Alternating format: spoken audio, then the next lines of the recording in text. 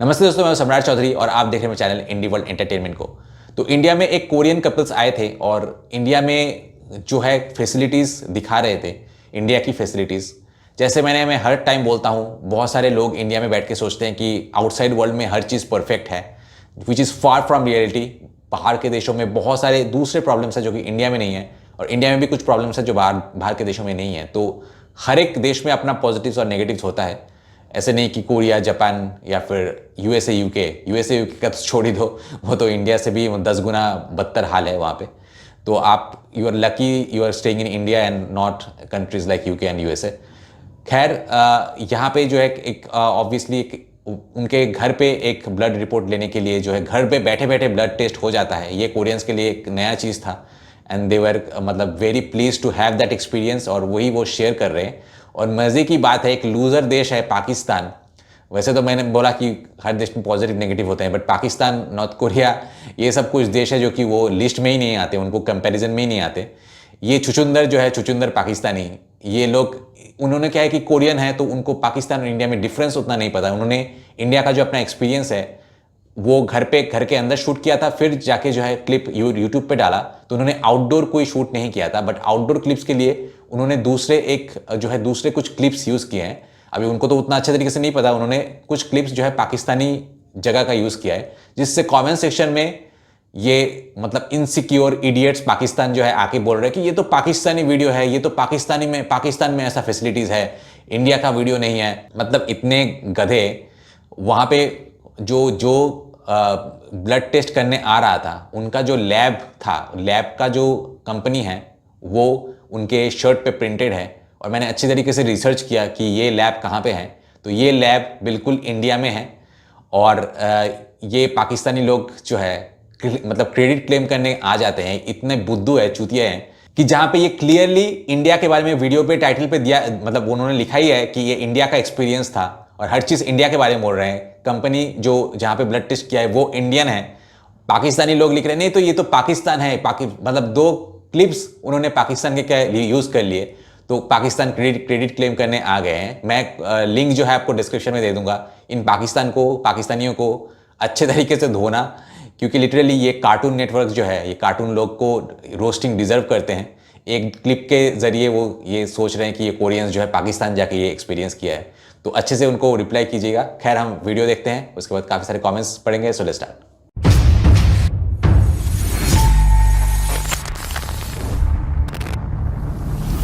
दोस्तों, मैंने बहुत सारे बिजनेस पार्टनर्स को, खास करके जो एनआरआईज है, उनके लिए चैनल बना के उनको इंडिया में एक stable source of income generate करके दिया है। अगर आप भी मेरे साथ पार्टनरशिप में चैनल स्टार्ट करना चाहते हैं, जहां चैनल के ओनर आप होंगे लेकिन कंटेंट मैं बना के दूंगा, तो मुझे कांटेक्ट कीजिए इस नंबर पे।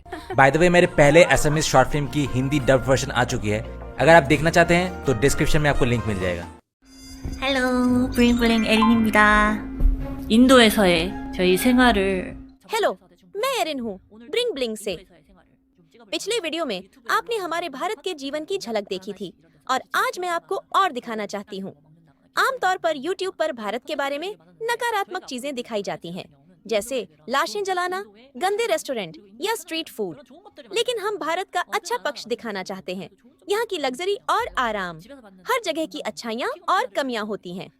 आज हम घर पर हेल्थ चेकअप करवा रहे हैं, जिसमें ब्लड टेस्ट भी शामिल है, क्योंकि मुझे भारत आने के बाद से अच्छा महसूस नहीं हो रहा है। मुझे अनिद्रा, पेट की समस्या और कमजोरी हो रही है। पहले मुझे थायराइड की दिक्कत थी और मैंने दवा कुछ महीने पहले बंद कर दी थी। लगा सब ठीक है, लेकिन अब फिर से बीमार महसूस कर रही हूँ। कोरिया में टेस्ट कराने का सोचा था, लेकिन नहीं हो पाया। यहाँ मुझे ऑरेंज हेल्थ लैब्स नाम का ऐप मिला, जो घर पर ब्लड टेस्ट की सुविधा देता है। मैंने थायराइड, कोलेस्ट्रॉल और बेसिक टेस्ट बुक किए हैं। ब्रायन ने भी टेस्ट कराने का फैसला किया। सुबह मैंने 9 बजे रात का टाइम बुक किया और अभी टीम हमारे अपार्टमेंट आ चुकी है। 도착을 했다고 연락을 받았습니다. 뭔가 집에서 왔어. 왔어.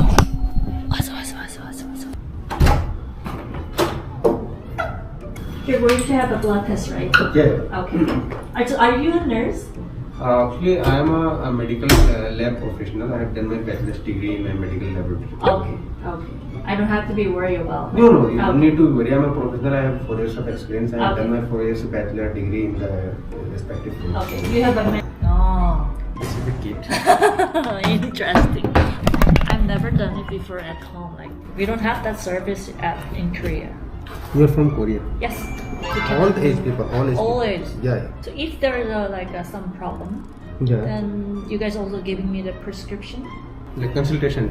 You're asking what the consultation, doctor's consultation, right? Yeah. New needle. Yeah. Yeah. Straight.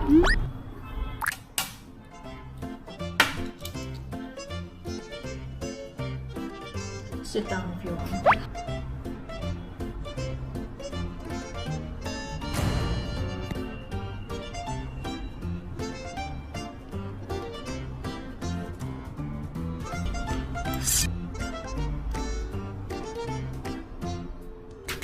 यह कुछ ऐसा लग रहा है जैसे कोई जेम्स बॉन्ड फिल्म का दृश्य हो।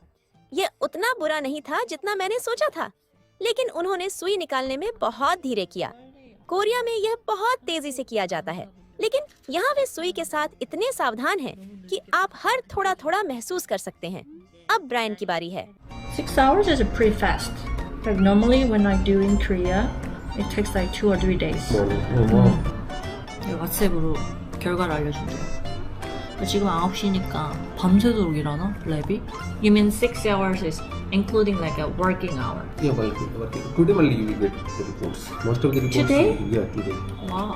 Yeah. I can meet. Sir? Ready? Hello. Good evening. This is the news, sir. This one is new.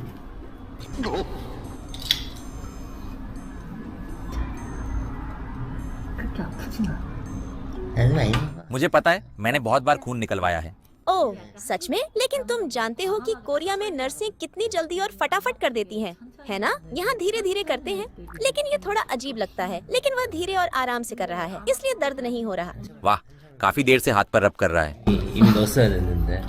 한국은요? अब तक तो उसे सुई लगा देनी चाहिए थी। अगर हम कोरिया में होते तो अब तक काम खत्म हो गया होता। लगता है तुम्हारी नसें ढूंढना मुश्किल है, शायद इसलिए कि तुम्हारे शरीर में ज्यादा चर्बी है। 되게 천천히 하지. वह बहुत धीरे धीरे करता है ना? तुम्हारे बहुत सारे टेस्ट होने चाहिए। सच में? मैंने बस कोलेस्ट्रॉल और थायराइड की जांच करवाई, इसलिए उसने सिर्फ एक वीएल खून ली। शायद मुझे और टेस्ट करवाने चाहिए थे। भारत तो काफी बढ़िया है ना? कितना लंबा समय लगता है? हाँ, मैं वापस आऊंगी। Till 2020 allowed. Okay. Yeah, 2 containers are there. Test के परिणाम सोते समय ही आ जाएंगे। 나못 잘 것 같은데. 왜요? 떨리잖아. Yeah. 이게 देखो, आप ऐप पर चेक कर सकते हो। अभी अभी हमारा खून लिया गया। 뽑았잖아. 집에서. 집에서. क्या यह कोरिया में भी संभव है? 가능하지 않을까? 옛날에 मेरा मतलब है, मुझे यकीन है कि कोरिया में अमीर लोग भी शायद ये कर सकते हैं, राइट? मैंने सुना है कि नर्स घर आकर टीका लगाती हैं और डॉक्टर घर पर विजिट करते हैं और लोग घर पर बच्चे पैदा करते हैं। 네. वैसे भी मुख्य बात यह है कि अगर आप थोड़ा ज्यादा पैसे दें तो आप भारत में यह कर सकते हैं। हमारा खून 9 बजे लिया गया और 9:18 तक काम पूरा हो गया। आप सब कुछ ऐप पर देख सकते हैं। 10:30 तक हमारे सैंपल लैब तक पहुंच गए, तो परिणाम आ गए हैं। ओह मेरे भगवान, ये पहले ही आ गए। मूत्र परीक्षण के परिणाम अब भी नहीं आए हैं। चूंकि आज शुक्रवार है, यह सोमवार को 3:18 तक तैयार होंगे। वे यहाँ तक कि सटीक समय भी बताते हैं। क्या आप विश्वास कर सकते हैं? क्या रक्त परीक्षण इतनी जल्दी किए जाते हैं? कोरिया में आमतौर पर इसमें 1 या 2 दिन लगते हैं। आओ परिणाम देखें। सच्चाई का क्षण। मेरा HDL सिर्फ 85 है। संदर्भ मूल्य 50 या उससे अधिक है, इसलिए 85 ठीक है। क्या यह कोरिया के संदर्भ मान के समान है? तुम्हारा कोलेस्ट्रॉल ज्यादा है। लिखा है कि तुम्हारा LDL उच्च है। LDL अच्छा कोलेस्ट्रॉल है, लेकिन इसका अधिक होना खराब है। HDL बुरा कोलेस्ट्रॉल है। लेकिन रुको, ये समझ में नहीं आता, क्योंकि LDL और HDL हैं। ओ मेरे भगवान, अब समझ में आया। HDL अच्छा है, लेकिन मेरा HDL और LDL दोनों उच्च हैं। ये क्या है? मैं तो बहुत पतली हूँ, फिर भी मेरा LDL उच्च है। इसका मतलब क्या है? थायराइड T 3 1.05 सामान्य है। थायराइड T 4 8.54 सामान्य है, और थायराइड स्टिम्युलेटिंग हार्मोन है। यह भी सामान्य है। तो सब कुछ सामान्य है। फिर मैं हाल ही में इतना थका हुआ क्यों महसूस कर रही हूँ, जैसे बहुत थकी हुई। 쭉 내려갈까 또. 어쩌라는 거야? वैसे भी लगता है मेरी जिज्ञासा शांत हो गई। तो मुझे हाइपरथायरॉयडिज्म नहीं है। तुम्हें कैसे पता? वे नंबर जो पहले थे, अगर ये हाइपरथायरॉयडिज्म होता तो कुछ नंबर बहुत अधिक और कुछ बहुत कम होते। 근데 거의 다 정상 수치에 속하네. 왜 안 좋게 바란 거야? 아니 नहीं, बस हाल ही में मैं बहुत बीमार महसूस कर रही थी, इसलिए मुझे लगा कुछ गड़बड़ है। लेकिन अगर यह नहीं है तो और क्या हो सकता है? 우와. बुढ़ापा? 라이언석. चूंकि ये 5.7 से कम है। यह सामान्य है। 이것도 그러니까 다이아비디는 없어. तो डायबिटीज नहीं है। तुम्हें पता है डायबिटीज क्या है ना? 그다음에 맨 블러드 글루코스. 민 블러드. ये भी सामान्य है। अगला कोलेस्ट्रॉल। तुम्हारा कोलेस्ट्रॉल उच्च है। और ट्राइग्लिसराइड्स, ये फैट है। शायद ये उस पोर्क बेली से है जो मैंने डिनर में खाया था। 같이 샀잖아. खुशकिस्मती से यह थायराइड की वजह से नहीं है, लेकिन तुम्हारा कोलेस्ट्रॉल बहुत अधिक है। 사야 돼. 그래야 중성지방을 낮출 수 있어. 그래서 이렇게 वैसे भी हमने आज अपना ब्लड टेस्ट करवा लिया। कुल लागत 3,500 रुपए, $40 थी। प्रति व्यक्ति 25,000 वोन, $20 लगी। भारत रहने के लिए काफी बढ़िया जगह है ना? अलविदा। भारत में ब्लड टेस्ट यहीं खत्म। कृपया लाइक और सब्सक्राइब करें और कृपया मुझे इंस्टाग्राम पर फॉलो करें। Please Insta JY follow me. 제발 빨리 하.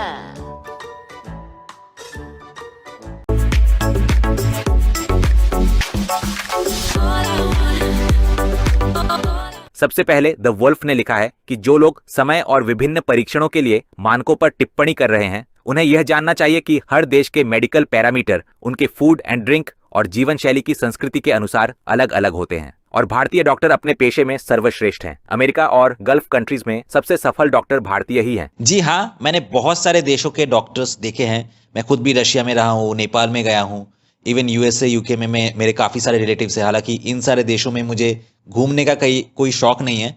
लोग बहुत सारे मेरे जान पहचान हैं और बुलाते रहते हैं, बट लिटरली मतलब मुझे बहुत सारी चीज़ें पता है अंदर में कि यूएसए यूके में कैसा है। तो मुझे अंदर से कोई इच्छा नहीं होती है कि वो सब देश में विजिट करूं। लेकिन पूरा जो हालचाल है मैं जानता हूं। तो ओवरऑल तो हमारी जो सिस्टम है कि एक इम्पॉर्टेंट ट्रीटमेंट के लिए हमें वेट नहीं करना पड़ता है वहाँ के, जो कि बहुत ही क्रूशियल सिचुएशन होता है जब लाइफ थ्रेटनिंग सिचुएशन होता है। मतलब वहाँ पे सिस्टम ऐसा है कि जब तक आपको डॉक्टर के साथ अपॉइंटमेंट मिलेगा तब तक आपका जो है ऑलरेडी क्योर हो चुका होगा। तब तक ऑलरेडी शायद वो एक मतलब या तो कोई सीरियस कंडीशन में चला गया होगा या फिर ऑलरेडी क्योर हो चुका होगा, क्योंकि एक अपॉइंटमेंट जो है 1 हफ्ते 2 हफ्ते बाद मिलता है। तो किसी को अगर बुखार है या फिर कोई बीमारी है तो सोचिए कि अगर 1 हफ्ता 2 हफ्ता बाद ट्रीटमेंट कराने का क्या फ़ायदा। लेकिन ऐसे सारे वीडियोज़ में या फिर जब मैं ये चीज़ बोलता हूँ तो लोग एक सवाल पूछते हैं कि बड़े बड़े जो हमारे नेता है वो हमेशा यूके में जाते हैं ट्रीटमेंट कराने के लिए, ऐसा क्यों है? पहली बात तो वहाँ पे भी जो यूके और यूएसए में भी जो डॉक्टर्स होते हैं वो ज़्यादातर इंडियंस ही होते हैं और बहुत ही हाई क्लास डॉक्टर्स होते हैं जिनको छांट के यूएस यूके जाते हैं या फिर पेमेंट के लिए, अच्छे पेमेंट के लिए हमारे जो बहुत बड़े बड़े टैलेंट्स हैं वो वहाँ पे जाते हैं। तो वहाँ पे भी at the end of the day Indians ही होते हैं। लेकिन एट द सेम टाइम वहाँ पे सिस्टम कुछ ऐसा है कि करप्शन को वहाँ पे अलाउ नहीं किया जाता है, और क्योंकि उन लोगों को एक हैंडसम पेमेंट ऐसे भी मिलती है तो करप्शन करते भी नहीं है। और सिस्टम बहुत ज़्यादा है क्योंकि डॉक्टर्स तो इंडिया पे भी अच्छे कमाते हैं और बहुत टैलेंटेड डॉक्टर इंडिया में भी है। जिस लेवल की पेशेंट जो हमारे इंडियन डॉक्टर्स देखते हैं, क्योंकि इंडिया में पेशेंट्स की वॉल्यूम काफ़ी ज़्यादा होती है, तो अगर एक यूएसए यूके की डॉक्टर 5 पेशेंट्स देख रहे हैं तो उसी टाइम पे हमारे डॉक्टर्स जो है 50 पेशेंट्स देख रहे होते हैं। तो एक्सपीरियंस ही जो है ये डॉक्टर्स को एक बहुत अच्छा डॉक्टर बनाते हैं। बट हमारा सिस्टम की कुछ ऐसा है कि हम करप्शन को अलाउ करते हैं, जिससे बहुत सारे जो डॉक्टर्स हैं करप्ट होते हैं, या तो वो ठीक से जो टाइम इन्वेस्ट नहीं करते हैं एक बीमारी के ऊपर, क्योंकि उनको शॉर्ट टाइम में बहुत सारे पेशेंट्स देखने की आदत होती है। तो बहुत सारे पेशेंट्स देख के वो ज़्यादा से ज़्यादा कमाना चाहते हैं, बजाय इसके कि एक ही पेशेंट को अच्छे से देख के उसको अच्छे से ट्रीट किया जाए। I have been victim my self, जहाँ पे मैंने एक मेरा थोड़ा हाई ब्लड प्रेशर हुआ था, तो एक बहुत ही फेमस डॉक्टर ने जस्ट देखा मुझे और मतलब मेडिसिन कब तक लिखेगा, मतलब जैसे ही 1-2 लाइन सुना मेरा, मेडिसिन लिखने में बिजी हो गया। तो वो हाई प्रेशर का मेडिसिन खा के मेरा बहुत सारा साइड इफेक्ट्स हो रहा था। फिर दूसरा एक जब मैंने होम्योपैथी डॉक्टर दिखाया तो उन्हें पता चला ये सब मेडिसिन की कोई ज़रूरत ही नहीं था। एक्चुअल प्रॉब्लम्स जो है कोई आर्टरीज, वेन्स, इसमें कुछ भी प्रॉब्लम नहीं था, क्योंकि यंग एज में इतने सारे हाई प्रेशर का प्रॉब्लम नहीं होता है। प्रॉब्लम वाज इन स्लीप, कि प्रॉपरली स्लीप नहीं मिल पा रहा था, जिससे यहाँ पे भी जिक्र किया गया है कि प्रॉपर स्लीप नहीं होने से जो है LDL जो है बैड कोलेस्ट्रॉल बढ़ता है, जिससे प्रेशर हाई हुआ था। तो इतना बड़ा डॉक्टर, विजिट ही उसका था मतलब 2000 सिर्फ एक विजिट का था और बड़े बड़े चैनल्स में इंटरव्यू देता था। बट इस लेवल की है कि मतलब उसको कमाना है सिर्फ। जैसे ही मैं गया, मेडिसिन प्रेस्क्राइब कर दिया, बजाय इसके कि मतलब प्रॉब्लम्स को अच्छी तरह जाने और पहचाने, समझे, उन्होंने जस्ट मेडिसिन प्रेस्क्राइब कर दिया। तो हमारे इंडिया में डॉक्टर्स तो काफ़ी सारे हैं, जैसे बोला है, बहुत अच्छे हैं, लेकिन अनफॉर्चुनेटली इंडिया में बहुत सारे डॉक्टर्स जो है भ्रष्टे होते हैं और इसका कोई सोल्यूशन निकालना पड़ेगा। उसके बाद जस्ट मी अमन ने लिखा है कि आपका वीडियो अच्छा है, लेकिन मैं एक और बात सुधारना चाहता हूँ। वीडियो की शुरुआत में आपने वाराणसी में शवों को जलाने के बारे में बताया है। यह भारत का बुरा पक्ष नहीं है, इसके पीछे एक परंपरा और महत्व है कि शव क्यों गंगा तट पर जलाए जाते हैं। कृपया इसके बारे में और जानकारी इकट्ठा करें, फिर तय करें कि क्या बुरा है और क्या अच्छा। एक्चुअली अगर देखा जाए तो हमारी हिंदू में जो सिस्टम है बॉडी बर्न करने का, वो काफ़ी ज़्यादा इफेक्टिव है और स्पेस कंज्यूमिंग। बेसिकली अगर क्रिश्चियन में देखा जाए तो वो लोग ग्रेवयार्ड तो बनाते हैं। आई डोंट नो मैं करेक्टली बोल रहा, अगर मैं गलत कुछ बोल रहा हूँ तो यहाँ पे करेक्ट कर देना, क्योंकि यहाँ पे मुझे एग्जैक्टली आइडिया नहीं है कि हर जो डेड बॉडी के लिए अलग से ग्रेवयार्ड बनाया जाता है कि नहीं, कि सेम जगह की यूटिलाइजेशन होता है, ये मुझे एग्जैक्टली नहीं पता। बट जहाँ तक मैंने देखा है कि अलग अलग जो मृत व्यक्ति है उनके लिए एक अलग अलग ग्रेवयार्ड अगर हम बनाएं, जहाँ पे एक कॉफिन होता है, क्रॉस सिंबल होता है, तो वो बहुत सारा स्पेस कंज्यूम करते हैं। और आई कैन अंडरस्टैंड कि इंसान की जो स्मृति होती है उनको याद करने का, उनकी मेमोरीज के लिए एक अच्छा चीज़ था, हो सकता है। बट आजकल जो आज के ज़माने में जो डिजिटल हो गया है, तो उनके वीडियोस इंसान को याद रखने का, उनको मेमोराइज, उनको उनके मेमोरी को दोबारा रिकॉल करने का काफ़ी सारे तरीके आ गए हैं। ऐसे में एक खास करके इंडिया में जहाँ पे पॉपुलेशन काफ़ी ज़्यादा है और स्पेस की एक कमी है, ज़्यादा से ज़्यादा लोग हम कम स्पेस में अलॉट करने की कोशिश करते हैं।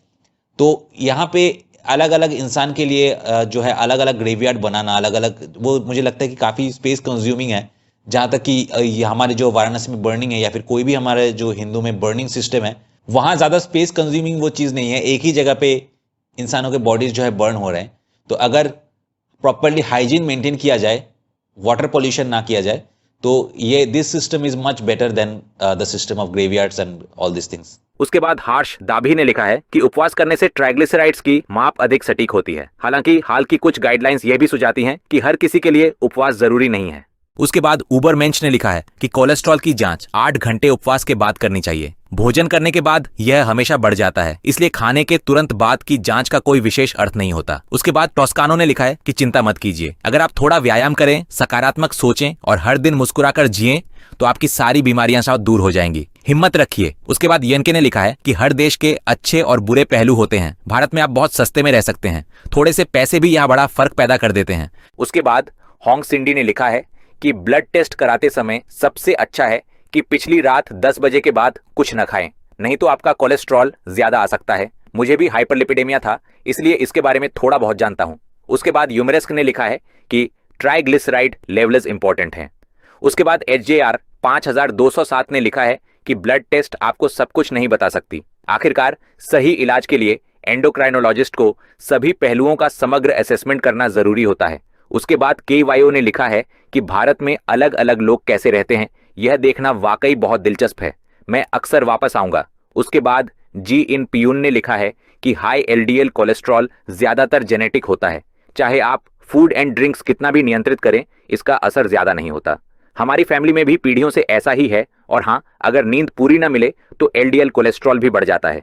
उसके बाद HJR 5207 ने लिखा है कि taking herbal medicine raises LDL levels. उसके बाद अगेन HJR 5207 ने लिखा है कि अननेसेसरी हर्बल दवाएं और सप्लीमेंट लेने से आपका कोलेस्ट्रॉल बढ़ ही जाएगा। आपको इंटरनल मेडिसिन डॉक्टर द्वारा लिखी गई दवाओं के अलावा कोई और दवा नहीं लेनी चाहिए। यह हाइपरथायरॉयडिज्म है, इसीलिए आपको अवश्य ही किसी कोरियन एंडोक्राइनोलॉजिस्ट से सही इलाज कराना चाहिए। जिसके रिप्लाई में मैंने लिखा है कि अबे तुम लोग किस लेवल के जाहिल हो। और मैं इंडियन ब्लॉगर्स जो कि कोरिया की वाहवाही करते हैं, उनकी एजुकेशन लिटरेसी रेट क्या है, इंडिया से बहुत आगे है वो लिटरेसी रेट में, बहुत ज्यादा सिविक सेंस है, ये है वो है। देखो किस लेवल की जाहिल है ये लोग। अब कोरिएंडर जो है ये अपने आप में एक हर्ब्स है। धनिया जो है, धनिया अपने आप में एक हर्ब है और हर कोई साइंटिस्ट जो है प्रूव कर चुका है कि धनिया से बैड कोलेस्ट्रॉल जो है वो घटता है। सिमिलरली अर्जुन छाल से लेके ऐसे कई सारे हर्ब्स है जो कि एक्चुअली बैड कोलेस्ट्रॉल को घटाने में बहुत ज्यादा कारगर है। तो आज तक तो मैंने ऐसा कुछ नहीं सुना कि किसी हर्ब को कंज्यूम करने से बैड कोलेस्ट्रॉल बढ़ा है। हर्ब्स का कोलेस्ट्रॉल से क्या लेना देना है, कोई मतलब उसमें ना तो कोलेस्ट्रॉल है ना तो कोई सैचुरेटेड फैट है।